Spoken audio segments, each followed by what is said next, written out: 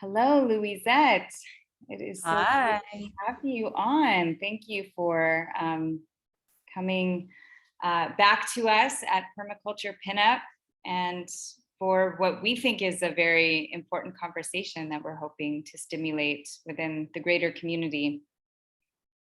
Thank you for having me. Yeah, thanks for your time. So this has to do with the rebrand, the bikini campaign, if you will.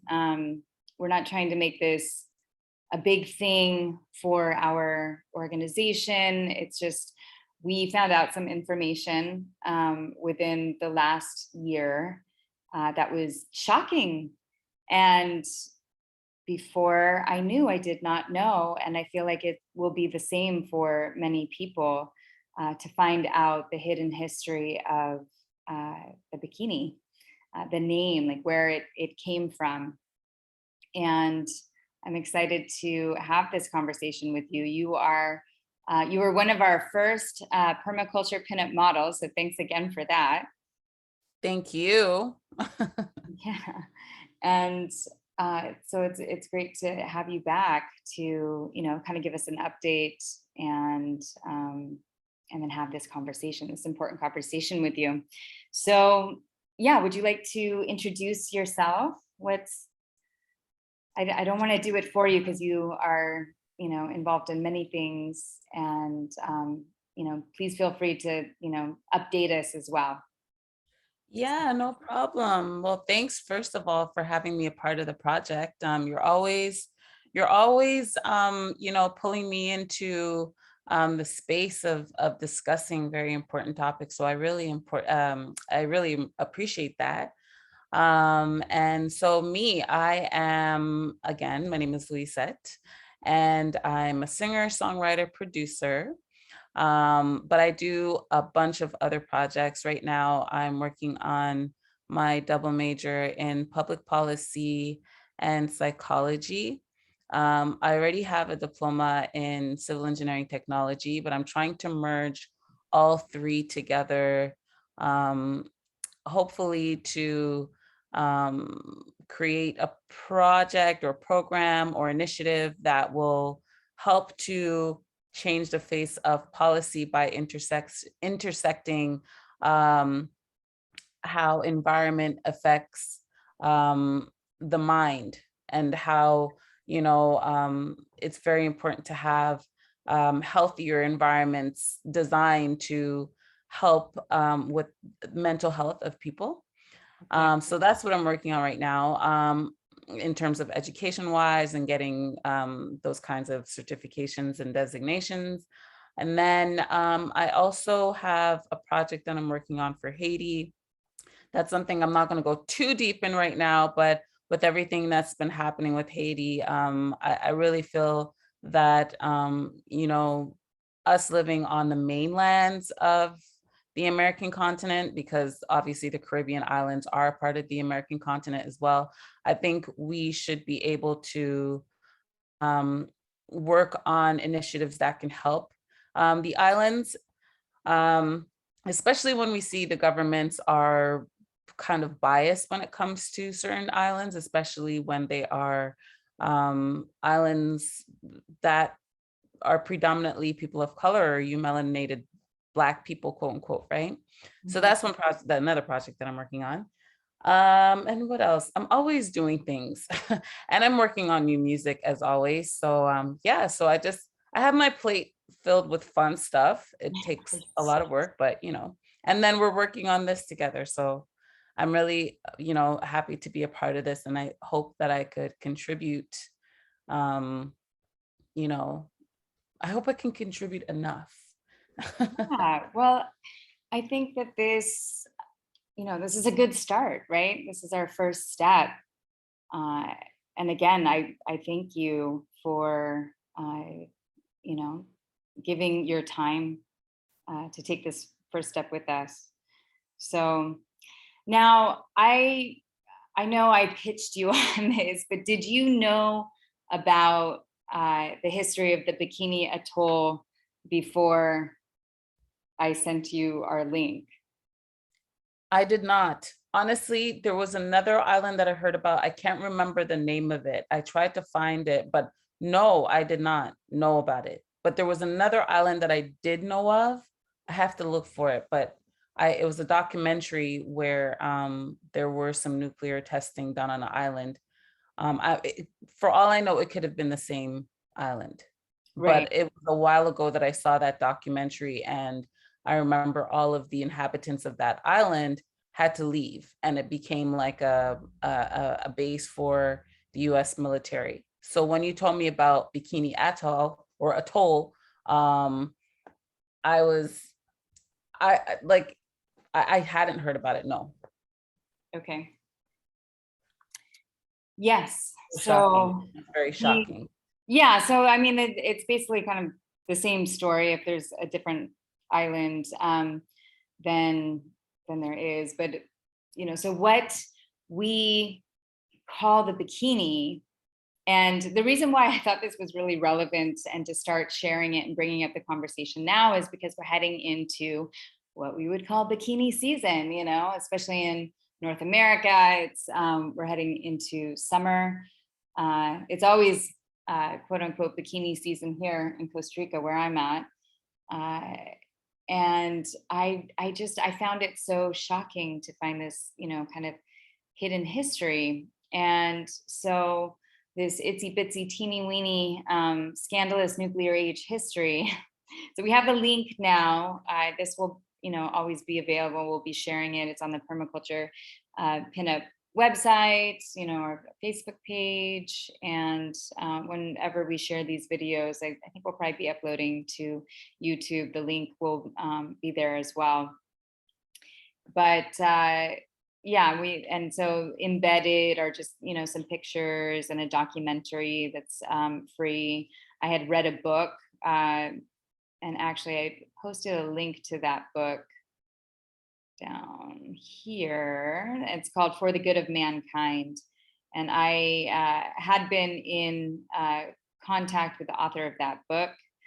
And, originally I kind of wanted a blessing from someone to, start talking about this. And, to be honest, I mean, the person that wrote the book was kind of interested in at least having a conversation with me, but not really in a position for a blessing. And at some point, it's like, well, do we wait around for something, or do we just start talking about it so that maybe that comes later? Maybe we, I feel like there's other people that could take this on to, kind of help these people. They've already received aid in some form.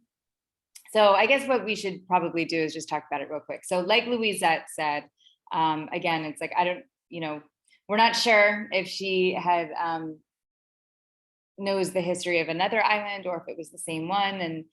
And you can't remember Louisette, but basically the US decided to use this island that was called Bikini Atoll before the name of the bathing suit. So the bathing suit ended up being named after a nuclear explosion. So they, we went out there, and Bob Hope has a quote that's on the website. It says, as soon as the war ended, he means World War II, we located the one spot on Earth that hadn't been touched by the war and blew it to hell.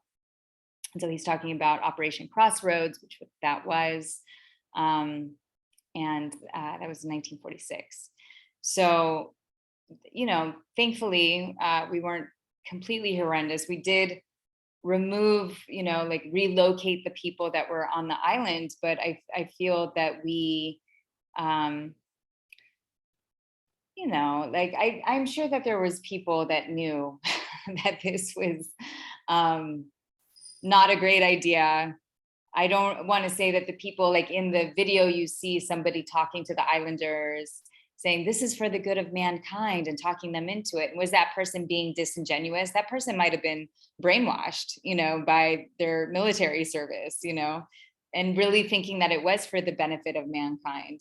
But the people of Bikini, I mean, this was new technology. Nuclear weaponry was new technology, and the governments that were involved in this, the US, the UK, and I think France, they didn't even know. That's part of the reason why they wanted to use this as a test site, is that they wanted to test and they wanted to see what the impacts were going to be.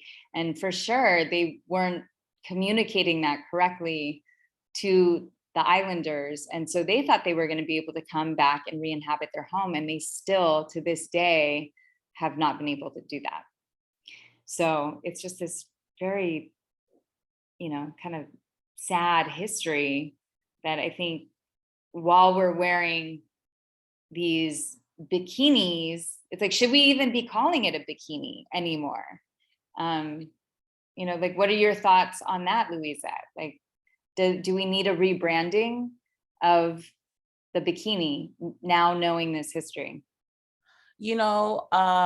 I think, like, as we were discussing before we started recording, yeah, I think there should be an initiative for revolving around the word bikini, what it is, the history of it. And I think the initiative should really focus on, let's just say, for example, every bikini that's sold, in certain from certain companies or whatever, like $1 of the sales or $2 from each sale will go towards the inhabitants of, and the descendants of the Bikini Atoll, right?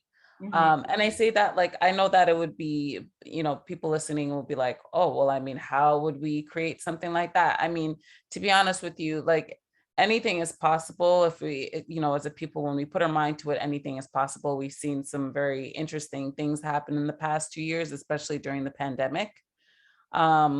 These are people who, they lost their home, they lost their history, they lost a major part of themselves. And meanwhile, we are just flaunting this this article of clothing, which, I mean, obviously it's not like it's like a t-shirt, or it's small. It might seem like there's no importance to it, but there is a great importance to it, right? And I would have never have known about it if you didn't tell me.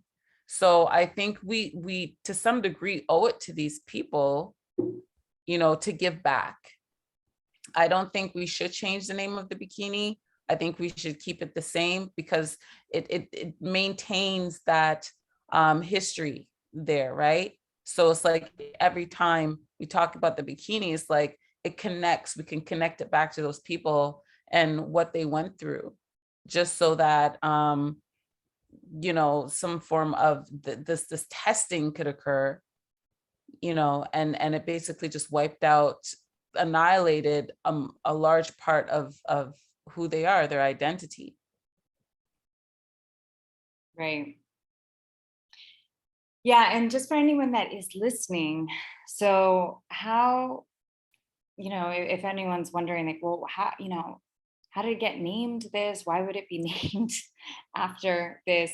So yes, again, the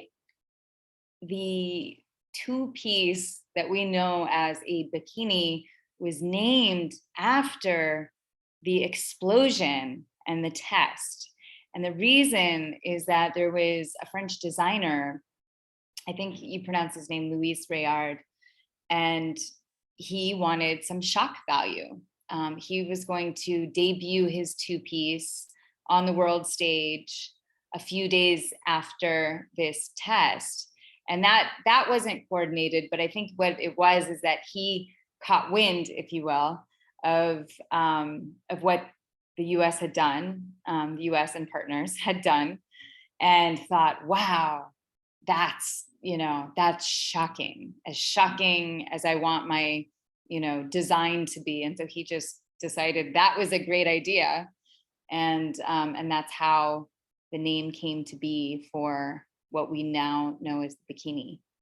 And so I think that's why I named this particular initiative of starting the conversation Rebrand, because yeah, there is that, like, if we name it something else, like, you know, hope, whatever we would come up with, um, that we might erase the history completely. It In talking to the author of The Good of Mankind, which speaks about the history in depth, because it's the author lived with the Bikinians and actually still does live with them on the island that they most of them are on. He was with a lot of the elders who now have passed, while they were lobbying the U.S. government for support over many years. And so he had said that they still receive press because of the name, that it is scandalous. And so I think that it is a good point that you're making, and that he didn't necessarily say outright, but yeah, if we rebranded it completely and got rid of the name, then perhaps it would get swept under the rug, and maybe the strongest thing would be to or the more correct thing would be to keep the name, but make sure that we're honoring it. And we just continue to bring it up every season, and for designers to think about a way to or people selling these items give back. So yeah. It's really interesting because in a way, like as I'm looking at just like the background in terms of the name of the Bikini atoll, am I pronouncing it correct? I always pronounce it atoll because I think one of my my professors were saying atoll or atoll. I can't remember how they're pronounced. But Yeah, anyways, I don't know. It's all. I think yeah. all. Well, as I'm like reading about it, as I'm looking through it, because I was trying to find the original name of it, and it was saying that Bikini Atoll, Marshallese, and I think the tribal name must have been Pikini, Pikinni, Pikini, meaning coconut place, Okay. sometimes known as the Ischoltz Atoll. I believe that's pronounced, am I pronouncing it correctly? Ischoltz? I Atoll? haven't run into that name for it. Okay. Okay. So I think the point that I was trying to make was it seemed like that word bikini has is an extension of the original name Pikini. So it's like he capitalized off of the fashion designer capitalized off of the event. And I feel like and now, the inhabitants are being like they're called the Bikinians, right? They're not, from wherever I read things, they're considered or they're classified as Bikinians. I don't see them classified as Pekinians. You know what I mean? So Right. there's such a big like they capitalized off of the bikini word, and I feel like the inhabitants should now capitalize off of the bikini word. Mm-hmm. You know what I mean? Like I think that the word should remain, and people should definitely know how this came about, why it came about, where the word comes from, and why. And it should continue that way, because it's very unfortunate that this basically just got swept under the rug. Meanwhile, the word bikini has been like thrown around. Appropriated. Yeah. Right. Yeah, it was completely appropriated. And, at least with some appropriation, like people are like, oh, but it's with good intent, like we're just trying to honor the people. And in this particular case, and this again is part of the reason why I'm like, do we need to rebrand it? Was it's like we blew, we set off a nuclear, device, like, and it wasn't like we only did it once. You know, for like many years, we were setting off these bombs and they can't go back. We ruined their home. And there was like, you know, for vegans out there that might be listening to this, there was so many animal deaths on that first detonation that they, you know, they strapped these poor animals in and just blew them to hell, you know. Um, it's just like the event that the name was taken for to capitalize off of it. Like, it's just really like, I just feel like there needs to be some sort of healing or remediation around that, you know? Agree. I do agree. I really do agree because based on what I read, there is an issue with the food source that's on the island as well. Yes. So basically if people were to go back and live there, they would have to depend on um importing. So now they can't even depend on growing their own food because of the Well, contamination of the area. right. So yeah, the island's still not habitable, but the place that they relocated the Bikinians, I forget what it's called, Ragana. It starts with the R, I believe. And I read the whole book, but you know, I did not take notes. I don't have all the names with me right in this moment. Um, that island was smaller. That island, or I should say, is smaller, and they are not able to. They have to import everything there already. So they've already. So even though they've been given aid, um, they're on a smaller island, you know, in more dense accommodations, in more kind of what we're used to as accommodations, like this certain kind of lifestyle we gave them. So like if you watch the documentary that is on our page, that we didn't create, but it's, you know, it's a good one. There's the Forgotten Nuclear War, and then there's, I think, one other one that I have a link for. And you'll see it's like, you know, they're given power or electricity, and, you know, it's very like kind of suburban looking, at least some of the places, but it's like they've been handed something. And by giving them this particular kind of lifestyle, like they've had a lot taken away from them, because before, when you see in the video before, like they were living off the land. They were you know, they were able to fish, they were able to source all their food from the island. The island was providing everything for them. They had their own culture, they were making their own, you know, arts and crafts, and, you know, clothing and whatever it was. And that was all completely obliterated in that one moment, in that one test. And, you know, and then of course all the subsequent ones. But, you know, I think even after the first one, they were going to be in this situation that we have now, that's still ongoing.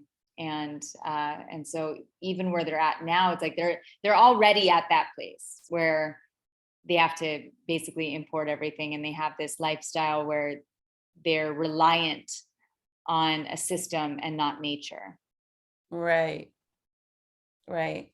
And it just shows just how easy it is for governments to just go into someone's homeland, especially when that land, that state is small, Hmm. and just basically erase it. Yeah. You know, and it speaks volumes because I kid you not, had you not told me about this story, and I'm sure there are many other stories like it, but this one specific really stands out of its because of the connection to the bikini and how that fashion designer just capitalized off of this situation. It wasn't like a situation like, oh, this is just so inhumane. Where are the people? How can we help them? He said, no, I'm going to create this this piece of clothing and name it after this situation. And this is fantastic. This is, you know what I mean? And Yes. then all of a Awful. sudden, pardon? It's awful. Yeah. And that became the staple of history. The bikini became the staple of history. Like, you know what I mean? Like, and the people just erased who are they? I've never heard of them. And I was one of those people just living in ignorance. Yeah, you know, and it's hard. I feel like you were so not ignorant about most things that it's hard for me to be like, well, I don't know if I would ever classify you as being ignorant. Like you weren't willfully ignoring something. It's just that we meaning like I'm taking responsibility for the collective culture, which is very colonial or imperial still, which is a culture of, violence, destruction, and erasure. I mean, it's amazing, just, yeah, in what ways we can erase things or manipulate them. Like I was thinking earlier today, it's like the Indian Wars in North America. You only had to have like 7 people involved or die. I can't remember which, to classify it as an Indian war. And so that, I mean, to me, like that's a huge shift in like what the perception is, right? I mean, you could show up with like, I mean, what's 7 people? That's like 2 households coming together to be like, hey, what the are you doing to our land? And then they, like there's a little skirmish and people die, which is sad, but it's like, but to call it a war, you know what I mean? It's like, and then to use that term against those, the indigenous landholders, or I would say stewards of the land, they didn't think that they owned anything.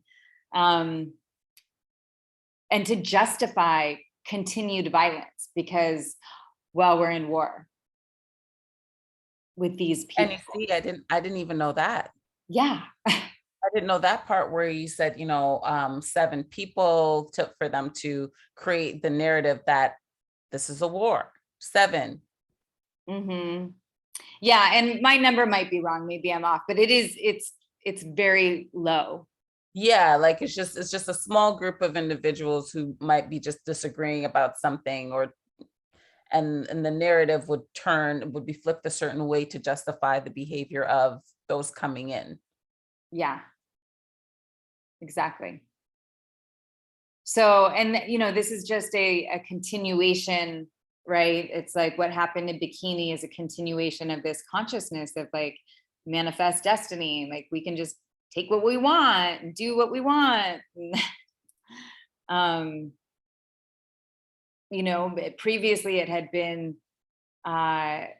in certain ways justified, originally under the church, and then it became more secular, and then under the guise of science, like it's for the good of mankind, this technology, we need to know how to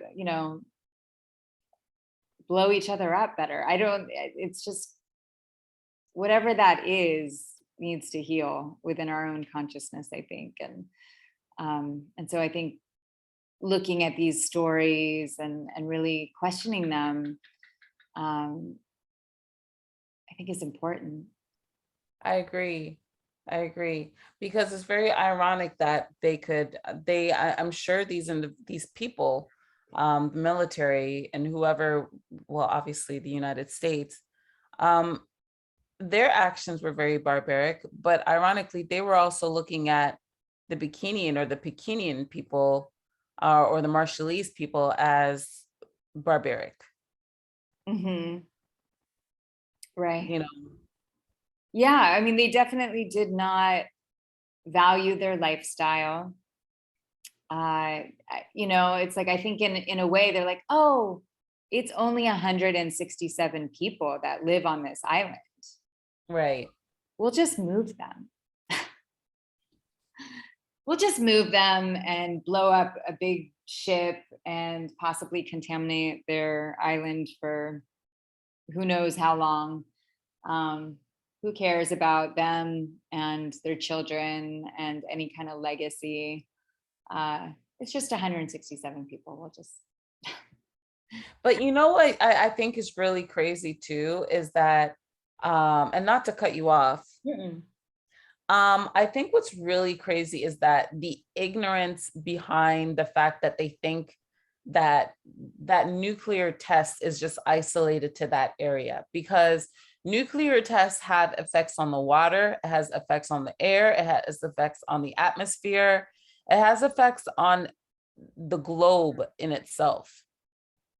So it's like there is a certain radius that nuclear testing, and even beyond that radius where the nuclear testing takes place, that it has an effect on, in terms of that region. I know that it's in the Pacific, so they thought, okay, this island is far off in the Pacific, is farther away from major land masses, but it's a nuclear test. And the thing is, it's funny because nuclear testing during those times, let's see the year. I just want to confirm the year again. It was 46. yeah. So the thing is, a lot of the technology that they were using back then, it was really heavy and really, it wasn't environmentally friendly. And based on one of the articles that I was looking at written in 2017, they were showing the effects of the island 60 years later, you know. And so to the fact that they're still saying that the island is in a position of contamination just shows you that there was also a level of ignorance and just what is the word I'm looking, carelessness, because how do we know, like, what if that test is what is having a long-term effect on our environment today? Yeah. Yeah. I mean, in looking at this, I had no idea that we were setting off nuclear bombs in the atmosphere. So not for this test or any of these tests specifically, but I think I have it somewhere on the page, but like the US has set off more than, like, we're the leader in setting off nuclear bombs. Russia is behind us, but in my opinion, a significant portion is that they're high. We've set off over 1,000. They've set off a little over 700. And then I think France might be after that. Anyway, and then everyone else is like not as many, but we were setting off nuclear bombs in the atmosphere. Like, what? Right. The Matrix, like we're trying to fry the sky. I don't know Right. what Right. kind of sense that makes, especially when. So now for these tests, I think they were trying to justify it of like, well, we need to test, right? Like, we don't know what this does and what the effects are, so they wanted to figure it out. For me, I'm like, this is a horrible idea. I don't think we need to figure this out. I think we need to not do this and just realize it's really destructive. And didn't you, in the horrendous application of these bombs in World War II, why was that not sufficient to understand and study that? Instead, we needed to continue to make these and set them off. And I think that they did know that they were, because they set it off, I think, on a ship, not necessarily like on the island itself. They were like blowing up their ships with Mhm. animals strapped to them, live animals. And yeah, I don't know. It's mind-boggling to me. I think this is a great discussion to have, and I think it should be a continued discussion until, that pebble has made big waves. Yeah. And it continues to be just like multiple people talking about this, to draw awareness. And I'm really thankful to you for bringing it up. I don't even know if that pebble making big waves makes even makes any sense. I know All what I you just see in my mean. Yeah. mind, I just see in my mind is just like when you drop a pebble, or when you kind of like throw a pebble in water, it starts off really small, but then you notice as the waves go out, the waves kind of become a little bit bigger. Mhm. And but the point that I'm trying to make is that, like, I think this is something that should be had again, like this discussion. And I'm really happy for you bringing me into the topic, because it just shows how easy it is to turn something so devastating into something that people could capitalize off of, and an event where you can erase the people who are the victims. Like, you've completely erased the victims, and here we can just build something on top of those victims. We could make the money, which is like, Louis, what was his name again? um Rayard, I believe. Rayard, yeah, Luis Rayard. He's made his I don't even know if it's billions at this point, because his children and his descendants are now capital, like, living off of that, right? I would assume. Meanwhile, you have descendants of the Bikinians. Where are they?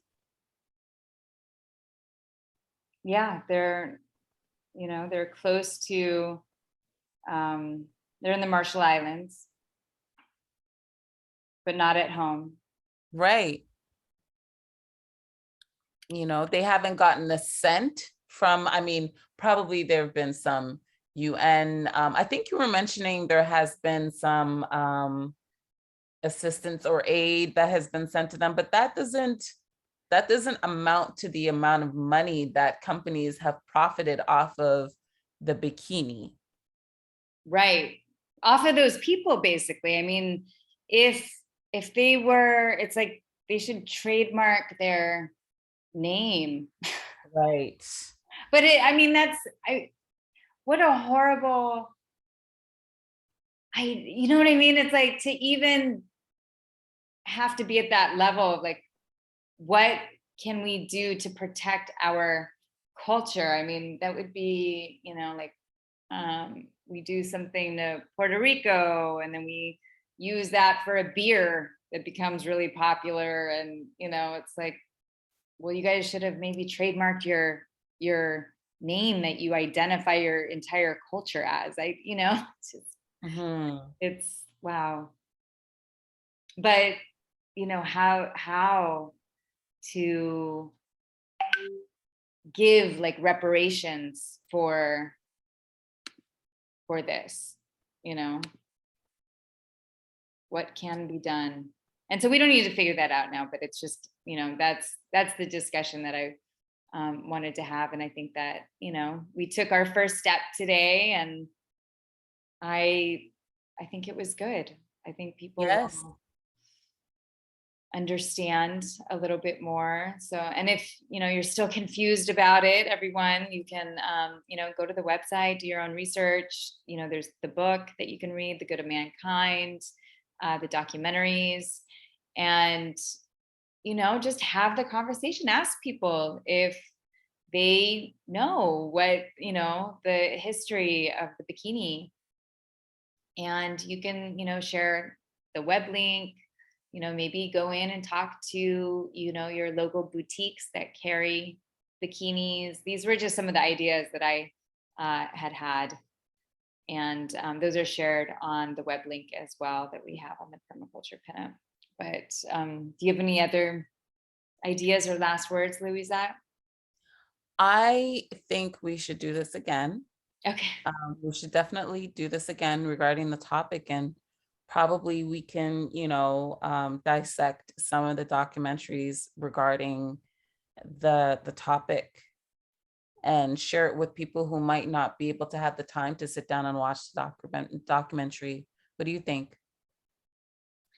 Yeah, well, I think a continued conversation around it would be good, and maybe what we could do is just invite people, like we create a little online party to discuss it, Right. get more people um, involved. I think that's a great idea. And I have to thank you for informing me about this, because there's so much to history that we don't get to, like, we don't come across, Hmm. because there's just so much going on presently. But it's like we've never really sat down and really analyzed how certain things came about in our environment. We just kind of go with the flow. Oh, it's a bikini. I like the red bikini. I like the yellow polka dot bikini. I like we don't sit down like, hey, where did this actually come from? Right. And I would say, as an environmentalist, that is something that I think we tend to do a lot, and even I had never thought about, why it was named that way, like where the name came from. And just like when you watch one of these documentaries, you see all the propaganda created around it to, like the song, that itsy bitsy teeny weeny yellow polka dot bikini, to get people on board with, hey, this is a good thing that we're doing these nuclear tests, Right. let's usher in the nuclear age. And with the bikini, this appropriated name of a people that we displaced and can't go home. So anyway, thank you, Louisette, again. And yeah, let's You. figure out a way to invite some more people to the conversation next time Sure. Yeah. and talk about it some more. Because I think it really does. It needs to be that pebble. Throw Yeah. pebbles until, maybe if it's a bunch of us throwing pebbles, then we can make a wave. Yep. I agree. I agree. So any last words? Well, I'm really thinking deep about everything, and my heart goes out to the Bikinian people, the Marshallese people. I want to refer to them correctly, and I'm hoping that as we move forward, with drawing awareness, or placing a spotlight on this information, we can learn more about them and refer to them correctly. And if they're fine with being referred to as bikini, and then I'm cool with it as well. I just want to be able to think progressively and not regressively, because sometimes we can think with a very regressive mindset. And so with them, I'm hoping that as this project goes out there that you're doing, it will help to bring them to the forefront, that people will think about them and remember them, because I'm sure there are elders who were, who could recall, oh yeah, I do remember that happening in history, and they could share with their family and friends where they might have been when they learned about it. You know what I mean? Like, there's so much connected to it that my mind is just like going and going. But this was good. This is a very good start. Good. Yay. Well, thanks again. And before we sign off here, how do people find you? Do you want people to find you? Yeah. I know you have music, right? On Apple. Yeah, they can go to if they type in my name, Louisette, Louisette, Mhm. Louisette, and just type in like my name and then son. It'll pull up one of my most recent music videos up from a few years ago. Being a student is hard sometimes to juggle a lot of things, but you know, that's one of my most recent videos, and I will be releasing another video very soon, sometime this year. But they can check out that music video and all the other projects that I've done on my YouTube channel, and they can subscribe there because I will be adding additional projects there as well. Great. Wonderful. Well, thanks again. Have a beautiful day. Thank you, you too. And Enjoy the sun. thank you. Yes, absolutely. It's I'm kind of chilly actually over looking here, forward to so the rain, the warm rain that we get. So I can go outside and continue, like for us, it kind of the start of the rainy season. And now it's time to plant and to propagate. And so I'm really looking forward to that. So it's like I yeah. want the sun too. I like it when the sun sneaks in between the clouds, but when we have clouds, I can be out in the sun a little bit longer, be outside longer, get more outdoor work done. But it is so beautiful. Things are turning green again, and just like the different like shades of green that you become aware of when the sun hits it, you know? That Right. that's what's really beautiful. So Over here is cold. It's a little bit chilly. It's better than before, but it's it's not snowing anymore. So, right. but Well, thank you thanks so much, again Jay. here. Okay, ciao for now. And again, everyone, if you want permaculturepinup.org and then /rebrand the bikini, I'll be sharing these links. Have a great day. I'm going to stop recording now.